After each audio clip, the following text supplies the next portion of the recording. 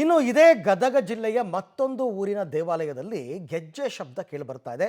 ಜನ ಎಲ್ಲ ವಿಪರೀತ ಕುತೂಹಲ ಆಸಕ್ತಿ ಭರಿತರಾಗಿದ್ದಾರೆ. ಏನಿದು ಅಂತ. ಆಂಜನೇಯ ದೇವಾಲಯದಲ್ಲಿ ಕೇಳಿಬರ್ತಾ ಇದೆ ಒಂದು ನಿಗೂಢ ಶಬ್ದ. ಇದು ಮುಂಡರಗಿ ತಾಲೂಕಿನ ಕೊರ್ಲಹಳ್ಳಿ ಗ್ರಾಮದಲ್ಲಿ ಗೆಜ್ಜೆ ಸದ್ದು.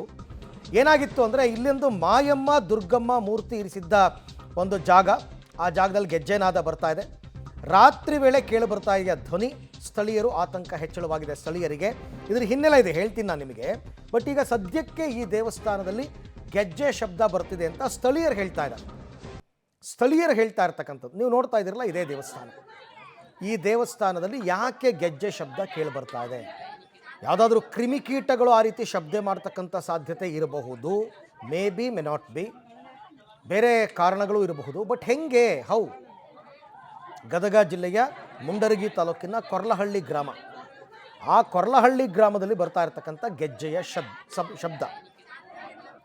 ಸೊ ಹಾಗಾಗಿ ಇದರ ಕಾರಣ ಏನು ಅಂತಕ್ಕಂಥದ್ದು ಗೊತ್ತಾಗಬೇಕಲ್ಲ. ಹಾಗಾಗಿ ಏನು ವಿಚಾರ ಇದು, ಇದರ ಹಿನ್ನೆಲೆ ಏನು ಅಂತ ನೋಡೋದಾದರೆ ಬಹಳ ಚೆನ್ನಾಗಿದೆ ಕಥೆ ಇದು. ಕೆಲ ದಿನದ ಹಿಂದೆ ಮಾಯಮ್ಮ ದುರ್ಗಮ್ಮ ದೇವಸ್ಥಾನಕ್ಕೆ ಒಂದು ಬೆಂಕಿ ಬಿದ್ದಿತ್ತಂತೆ. ಆ ದೇವಸ್ಥಾನಕ್ಕೆ ಬೆಂಕಿ ಹೊತ್ತಿದ್ದ ಕಾರಣ ದೇವಿ ಮೂರ್ತಿ ವಿರೂಪಗೊಂಡಿತ್ತು. ಹಾಗಾಗಿ ವಿರೂಪಗೊಂಡ ಮೂರ್ತಿಗಳನ್ನು ಆಂಜನೇಯ ದೇವಸ್ಥಾನಕ್ಕೆ ಸ್ಥಳಾಂತರ ಮಾಡಿದರು, ತಂದು ಅಲ್ಲಿ ಇಟ್ಟಿದ್ರು. ಈಗ ಆ ಆಂಜನೇಯ ದೇವಸ್ಥಾನದಲ್ಲಿ ಏನು ವಿರೂಪಗೊಂಡ ದೇವರ ಮೂರ್ತಿ ಇದೆ, ಅಲ್ಲಿಂದ ಶಬ್ದ ಬರ್ತಾ ಇರೋದು. ಸ್ಥಳಾಂತರಗೊಂಡ ಜಾಗದಿಂದ ನಿಗೂಢ ಗೆಜ್ಜೆ ನಾದ ಕೇಳಿ ಬರ್ತಾ ಇದೆ. ಸೊ ನಿಗೂಢ ಶಬ್ದದಿಂದ ನಿದ್ದೆ ಬಿಟ್ಟು ರಸ್ತೆಗಿಳಿದಿದ್ದಾರೆ ಗ್ರಾಮಸ್ಥರು.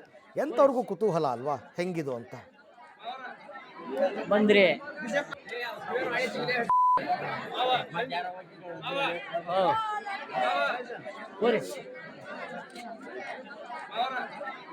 ಬಂದ್ರಿ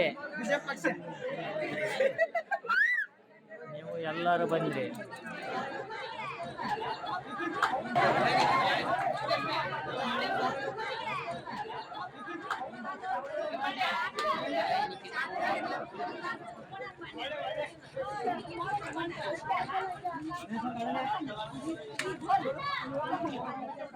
ನೋಡೋಣ ಇದರ ಕಾರಣ ಏನು, ಎತ್ತ, ಇದರ ಹಿನ್ನೆಲೆ ಏನು ಅಂತಕ್ಕಂಥದ್ದು ಸದ್ಯದಲ್ಲೇ ಗೊತ್ತಾಗುತ್ತೆ.